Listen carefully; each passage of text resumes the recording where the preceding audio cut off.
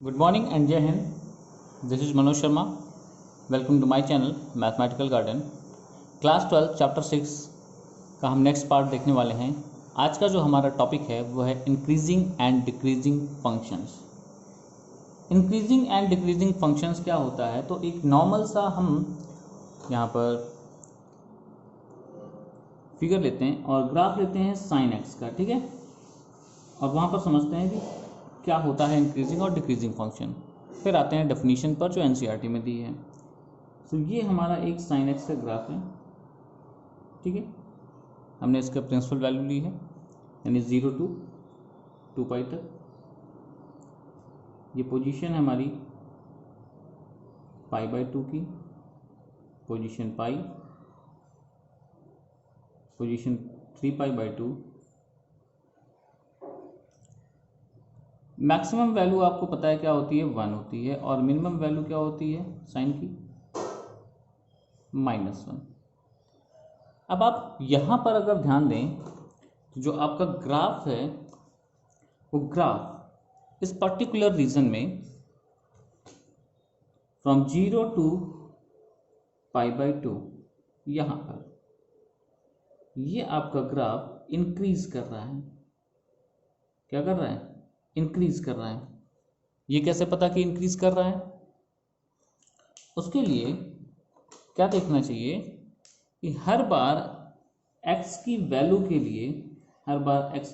लिए y क्या हो रहा है, जैसे जैसे हम x बढ़ाते जा रहे हैं y इंक्रीज करता जा रहा है। देख रहे हैं, जैसे जैसे हम x की वैल्यू बढ़ाते जा रहे हैं वैसे वैसे y इंक्रीज करता जा रहा है।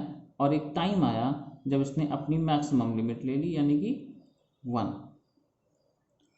और जस्ट इसी के बाद यानी कि फ्रॉम π/2 to पाई, अगर आप π/2 से पाई की तरफ देखें, यानी ये वाला पार्ट यहाँ पर मैंने ग्रीन मार्क किया अभी, इस पार्ट में आप देखें तो आपके ग्राफ में दिख रहा होगा कि जैसे जैसे हम x की वैल्यू को इंक्रीज कर रहे हैं, है ना, डोमेन है जो मेरा, वो जैसे जैसे मैं इंक्रीज कर रहा हूँ वैसे वैसे x की वैल्यू डिक्रीज होती जा रही है, यानी y की वैल्यू कम होती जा रही है। आप देखें y की वैल्यू डिक्रीज होती जा रही है x की वैल्यू इंक्रीज करने पर, देख पा रहे हैं। और उसके बाद फिर 0, पाई पर 0।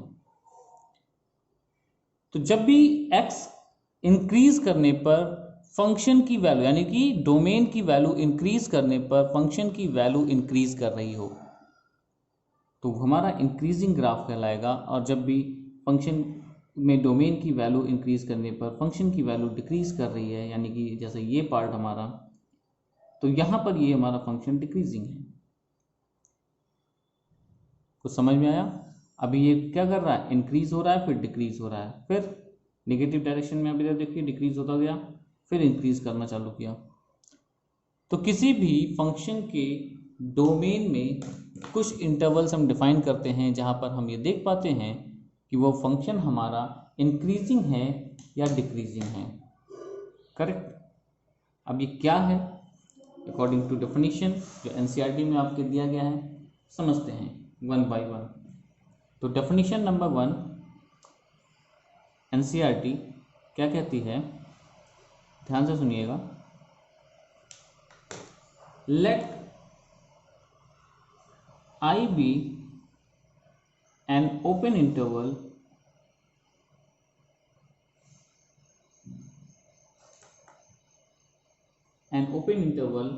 contained in the domain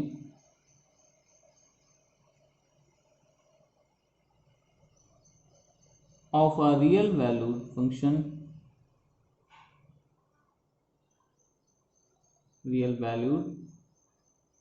function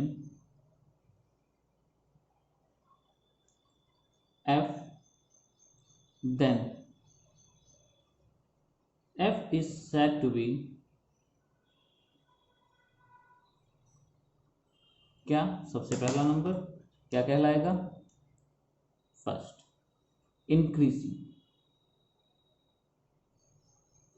increasing कब कहलाएगा, इसकी कंडीशन, ठीक है। तो इंक्रीजिंग कब कहलाएगा, क्या कहा गया, set to be what, on that interval I if x1 is less than x2, यानी कि डोमेन में जो हमारा इस इंटरवल में हमने x1 x2 दो वैल्यू ली हैं, है ना, x1 is less than x2 हो इन I and this implies fx1 is less than fx2।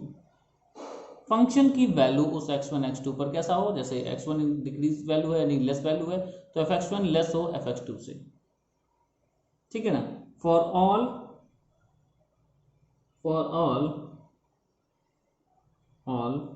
x1 x2 belongs to that interval, उस इंटरवल में बिलोंग कर रहे हुए x1 x2। तो कंडीशन क्या है कि जब ये लेस देन और इक्वल टू होगा तो ये लेस देन और इक्वल टू होना चाहिए। इक्वल की कंडीशन इसलिए क्योंकि ये अभी इंक्रीजिंग है, बराबर भी हो सकता है, इक्वल हो सकते हैं, पर यही बात अगर मैं स्ट्रिक्टली इंक्रीजिंग के लिए बोलूं, है ना, strictly increasing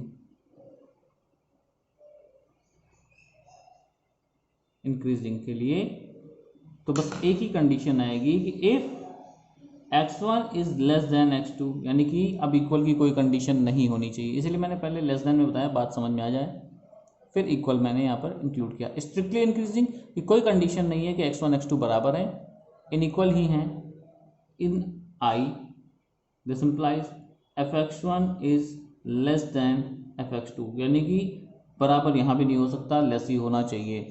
for all x1 x2 belongs to that interval I। तो ये दो कंडीशन हमारे पास हो गई कि इंक्रीजिंग या स्ट्रिक्टली इंक्रीजिंग कब कहा जाएगा, और यही बात हम यहाँ पर आपको ग्राफ की मदद से समझा रहे थे कि जैसे जैसे x1 x2 मैं इंक्रीज करता जाऊंगा वैल्यू x की और y भी बढ़ता जा रहा है, y means what, y is equal to fx, यानी फंक्शन की वैल्यू बढ़ती जा रही है, तो हमारा इंक्रीजिंग ग्राफ हुआ, इंक्रीजिंग फंक्शन हुआ। इसी तरह से हम आते हैं डिक्रीजिंग पर, तो डिक्रीजिंग कब होगा, तो थर्ड पॉइंट है डिक्रीजिंग। डिक्रीजिंग कैसा होगा, सेम, कोई चेंजेस नहीं है, उसी इंटरवल I की बात कर रहे हैं। अगर ऐसा होता है if x1 is less than और equal to x2 in I and this implies fx1 is greater than और इक्वल टू fx2, मतलब x1 जो लेस वैल्यू है उसके लिए फंक्शन की वैल्यू ज़्यादा है और जो ग्रेटर वैल्यू है उसके लिए फंक्शन की वैल्यू कम है, या इक्वल की कंडीशन आ रही हो। For all x belongs to I, तब ये डिक्रीजिंग फंक्शन कहलाएगा। और इसी जगह स्ट्रिक्टली डिक्रीजिंग कब कहलाएगा, तो स्ट्रिक्टली के लिए कंडीशन क्या है, स्ट्रिक्टली डिक्रीजिंग तो कहलाएगा इसी इंटरवल I पर अगर ऐसा हो जाए कि x1 is less than x2, कोई इक्वल की कंडीशन नहीं, in that I then fx1 is greater than fx2 for all x1 x2 belongs to I। ये हो गया हमारा कि कोई इंक्रीजिंग फंक्शन या डिक्रीजिंग फंक्शन क्या होता है, ठीक है। बहुत सारे ग्राफ आपको देखने को मिलते हैं डिफरेंट, आप अपनी NCERT में देखेंगे, आपको एक ऐसा ग्राफ दिखेगा पेज नंबर 200 पर। ग्राफ कैसा है, graph line is like this, ठीक है। अब इस फंक्शन की बात करें तो ये फंक्शन हमारा कैसा है, वेट आई थिंक दिख नहीं रहा है, तो ये फंक्शन हमारा कैसा हुआ, तो ये फंक्शन हमारा इंक्रीजिंग हुआ। रीजंस सिंपल सा है, x1 x2 x3 x4 x5, है ना, हम यहाँ पर इंक्रीज देखो करते जा रहे हैं, x की वैल्यू s6, हाँ x1 के लिए जो मेरा y1 आया, x2 के लिए y2 आया, x1 x2 से छोटा था तो y1 y2 से छोटा है, आप देख पा रहे हैं। यहाँ पर आप देखें y3 x3 बड़ा है, y3 और बड़ा आया, x4 y3 के इक्वल की कंडीशन है, यानी इस जगह पे तो स्ट्रिक्टली इंक्रीजिंग है और इस जगह पे इंक्रीजिंग फंक्शन हुआ, है ना। x5 पर आए वैल्यू और बढ़ गई, y5 x6 पर आए वैल्यू और बढ़ गई। तो इस तरह से जब मुझे ऊपर की तरफ ग्राफ बढ़ता हुआ दिखे तो हम ये समझ जाएं कि वो इंक्रीजिंग फंक्शन है। दूसरा ग्राफ आपकी बुक में ऐसे दिया गया है, कुछ ये कंडीशन। अब आप यहाँ पर देखें, थोड़ा सा मैं इसको नेगेटिव डायरेक्शन में बना लेता हूँ। अब x की वैल्यू आप क्या कर रहे हैं, बढ़ाते जा रहे हैं। x की वैल्यू जैसे जैसे आप इंक्रीज कर रहे हैं वैसे वैसे y इंक्रीज करता जा रहा है। देखिए y increase, y increase, y increase, again x की वैल्यू बढ़ाते y इंक्रीज। ये दोनों ग्राफ हमारे कैसे ग्राफ हैं, इंक्रीजिंग। फर्क इतना सा है, इसमें इक्वल की कंडीशन आ रही है तो ये स्ट्रिक्टली नहीं है, पर ये वाला स्ट्रिक्टली इंक्रीजिंग है।